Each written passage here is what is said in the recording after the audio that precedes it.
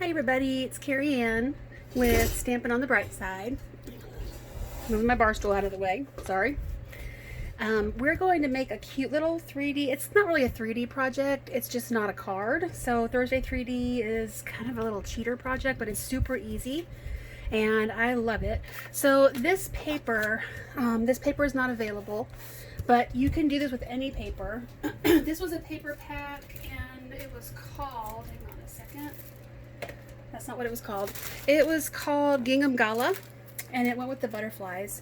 And so it has 5 different colors. They were just really bright and springy and pretty, and I kind of misplaced them and forgot that I had them. And so now I found them going through my stash, and I'm going to use them because they're already retired. They're gone, so may as well go ahead and use it. But I have several other little 6x6 paper packs. Like this one came out during Celebration, and it's like minis basically of papers that were in the sale, not in Celebration, but it came out during Celebration, but it's in the spring catalog. So I got this, I want to say it came with the mini cutter, which I'll be honest, I have not used very much. I don't know, I mean, it's cute. I had to have it. It was so cute. But I mean, I work with bigger sheets of paper typically, and I usually forget. I need to just have it out where I can see it because I forget that I have it, and it would come in handy probably sometimes when I'm not working with a full sheet of paper. But anyway, because it won't really work with 6x6 either, I don't think. Let's try it, just out of curiosity. I don't think it does. Oh, there's bugs kind of in my window. It was over by the window. Yeah, it doesn't, oh, it does work with 6x6. Okay, so when you're working with 6x6, this would actually work, but it only goes, there's no little thing that comes out to the side. So it would only be able to go up to like 4¼ inches, maybe. So, I don't know. If you have small pieces of paper, it's handy to have. Just have it out where you don't forget that you own it. And so then this would also work with our little paper packs. And so this is last year's pattern with brights, and this is more brights that I found in my stash again. And then this is, I think, subtles. I won these as a prize. And then I think right now the only ones we have in stock, if I'm not mistaken, everything's sold out except for the current in colors. I had a big stack of this out. It's the current in colors in this year's patterns. I don't know where my stack of this is. I was using it for something. I have like 4 projects going on all at the same time. So this week, when I'm not teaching or doing my distance teaching, I will be focusing on just like one project at a time, getting them done and out of the way, because it's getting out of hand. Too much starting and stopping. I can't do that. It's too confusing and frustrating. But really, honestly, you can use any paper. You don't have to use a 6x6 sheet because you can take your 12x12s and you cut them to 6x6. Right? Easy, right? Okay, so what we're going to do, oh, and don't forget, come shop with me, carrieannkinky.stampinup.net. The host code is right here. I'm going to keep this right here. I need printer ink, so I can't be professional as I'd like to with my decor. I usually end up writing it at the top. Because I have not gone shopping. I don't go shopping. My husband goes shopping for me. I don't get out much because I have issues. But and he doesn't want to get out, and I don't want him to get out and go to Walmart and stuff. So we do some pickup, but we also don't want to burden the system, so we don't do a whole lot. But I do need to get some printer ink because, and I will share this on my live tomorrow night. We have the COVID response. We have a digital stamp set. So come to my live on Stampin' on the Bright Side on Facebook and watch the live, and we'll talk about, I will have printed out at least the black and white versions of the stamp sets and be making cards with that. And all the money goes towards COVID charities. I think it's WHO and United Way. And I will be donating to United Way, so it will be local. So anyway, moving on. So we're going to be using Yummylicious. We are going to do a little bit of, where is it? This I have never used a stamp set as much as I have used this one, to the point where I actually took them all out of the rubber, put all the stickers on them, and I just use them all the time. I love this. This is so sentimental. This is probably hands down the best sentiment stamp set I've ever seen them have. in my opinion. There are dies. My dies are on back order, but they should be coming pretty soon. It's been probably about 3 weeks now, I think, 3 or 4 weeks. So they should be ready. I know it says in the thing they are picking, which means that they are, I think this, what it means is they're in stock and they're just getting them off the shelf and getting them ready for shipping. All right, so I'm going to use Yummylicious. It's probably one of my favorites. I use it all the time. Okay, get my C block. All right, so first let's start with the paper. We're just going to make this cute little, and a lot of people make this. It's so easy, so cute, and it's so versatile. You can put a Ghirardelli chocolate in there. You could put a little tea bag in there. You can do lots of stuff with it. So put a little note in there. You could put a Hershey's. You can put like a little fun size, like a flat Hershey's, Kit Kat, small sized. Okay, so we'll set that aside. What we're going to do is we're going to simply fold the paper in half diagonally, like a grilled cheese sandwich. Let me get my bone folder. Bone folder really helps you set the crease. It's really a good tool to have. It's worth it. Worth the purchase for sure. Okay, and then what I do, I know some people do this differently. What I do is I just kind of bring this up and try to make sure it's level and it's about halfway. I know some people just go ahead and fold this down, but I'm never sure if I'm doing it straight or not. I guess I could go ahead and try that. And then just fold this over. See, look, it was going to go there anyway, kind of naturally. All right, and then really crease this down. There is no adhesive needed, no staples needed. You're just, basically it's going to hold itself. Okay, and then fold this one over to match and really crease, like hold it good so it doesn't get out of your control. You be in charge. Don't let the paper tell you what to do. Okay, and then you fold this down and crease it. And then when you put something in it, it just holds its shape, just like that. Done. Okay, and so this one I did with the big buffalo plaid on the outside. You can see mine's crooked. This first one's crooked. This one is gorgeous, perfect. Love that. Look at that pentagon. Beautiful. Math teacher. Okay, and then the little buffalo plaid's on the inside, and this one is the opposite. So either way works. Okay. All right. The next thing we're going to do is we are going to look how organized I am now. I started taking, I have these left over from when I took my dies out and started putting them onto magnets. I have to get more magnet sheets though. Okay, so we're going to cut a Daffodil Delight scallop circle. We're going to cut a Whisper White stitched circle. And we're going to cut this. This is Flourishing Shapes, but I don't know if that's what it's actually called. Hang on. I don't know. I think it is. It has a stamp set that matches with it, but it's retiring. So if you want this, if you love it when I make this, you need to get it. And I love it. It is not going to be one of the things that goes into my yard sale. Here it is. This is all the stuff you get. Beautiful stamp set goes with it. So it's called Flourish Thinlits. And there are 2 stamp sets that match. One of them coordinates perfectly with the dies. The other one is some sentiments that you can use. Really beautiful. I use this one a lot too. But I really use the dies more than anything else. I probably could have just gotten the dies. And so we'll cut that out of vellum. Okay, so let's get the big shot. Let's move all this out of the way and get the big shot out. I have my magnetic platform on. So I'm going to put this right here. I'm going to go ahead and trim this down so I can just lay that right there on it. Run 2 at a time every chance you get. Okay. I hope you can see this better. I kind of straightened my space out a little bit to make it a little easier for you guys to see when I run things through my big shot.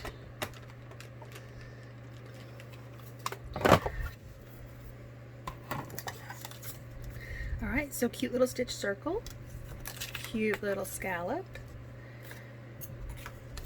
Put them back in my little envelope so I don't lose them.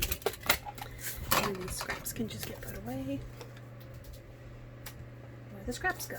Alright, here we go. We're going to do the flourish. Just going to do this. And we're only going to actually use part of it, but I'm going to go ahead and cut the whole thing because I'll save what's left in my little basket. I'm developing a basket of goodies. that can be used to make other projects with. My demonstrator does that, and I thought it was such a great idea, I decided to do it too. So I don't know if that cut out. Oh, it did cut out. Okay, so that one tore, but that's okay because we can still use it. I don't know what happened. Probably my plates. Look how nasty they are. Or not really nasty, but just like well used, well loved plates. These are the original plates. Okay, so I'm just gonna go ahead and pull that off because we're just using that part anyway. I know what, because I had it on the edge, most likely. Okay, so I don't have to mess with the rest of that because I'm not even using any of that. I can deal with that later. Let's go ahead and make the card.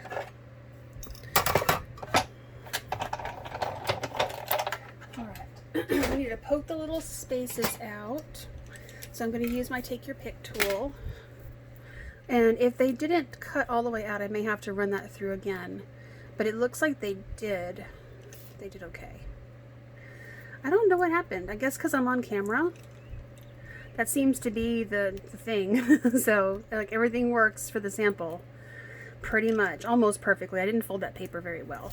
But, I mean, almost everything works perfectly for the sample. And then I get on camera and try to do it, and, like, everything goes wrong that's going to go wrong. Seems like. There we go. Okay. So that's just my little embellishments. Alright. The only other thing we're going to do, we are going to emboss. This Daffodil Delight ink, I mean, it shows up pretty good, but I feel like it gets lost a little bit. And so what I did is I embossed, and we're going to do that. If I can find, here's my stamp. Okay, so how we do that with ink is we stamp first. Actually, I cannot remember. I think we, no. Oh, I don't remember. I think you do the, I might be doing this completely wrong, and somebody's watching this video and cringing right now, but I'm just going to do it anyway. Okay, I'm going to put this on here. Maybe it'll be straight enough. Okay. I think probably I was supposed to do it the other way. I feel like I was supposed to do it the other way. But then the ink gets on, no, this is right. Because then the ink gets off onto your Versamark pad. Well, we're just going to do it.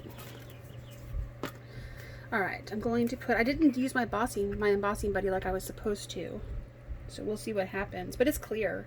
So even if some of the embossing powder gets somewhere else, you won't really be able to tell. And I can see it is kind of everywhere. Right there where that cat hair is. Or was.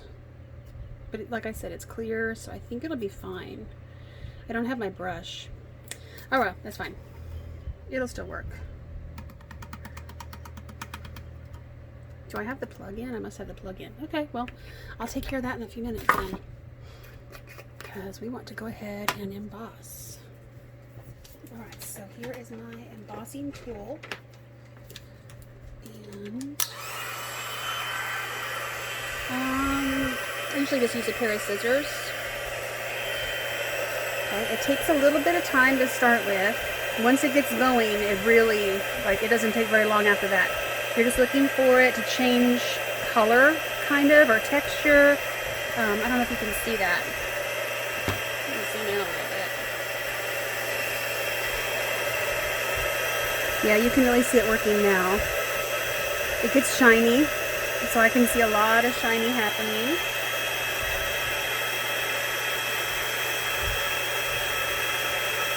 There we go. I didn't have my embossing tool warmed up ahead of time, so it took a little bit longer. I can see a couple of little dark specks in there because I had some debris, I guess. So I doubt I can get that out. I think I just, well, maybe a little bit.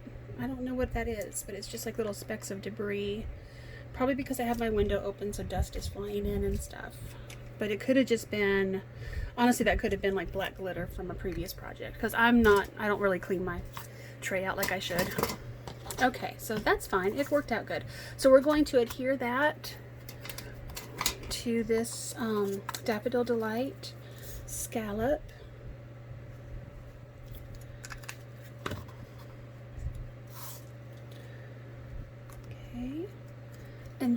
oh, I didn't punch those little things out. Hold up. Not quite done.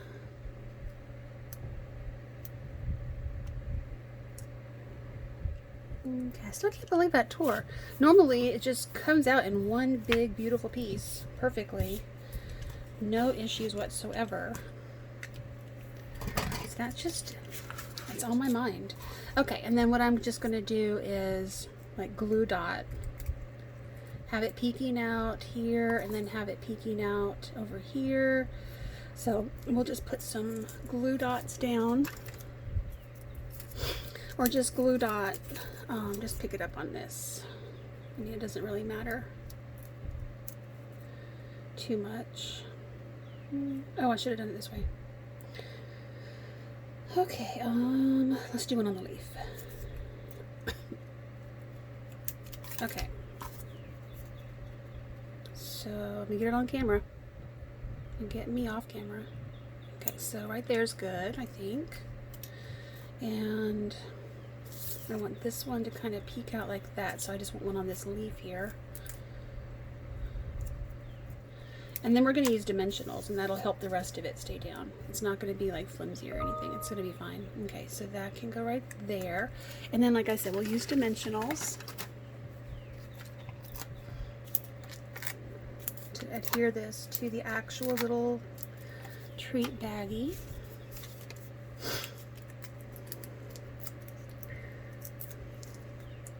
Simple. And look, I made this like 16, almost 17 minutes. This is such a simple project. It should not have taken me this long, but maybe because I still had to cut pieces out, so I guess.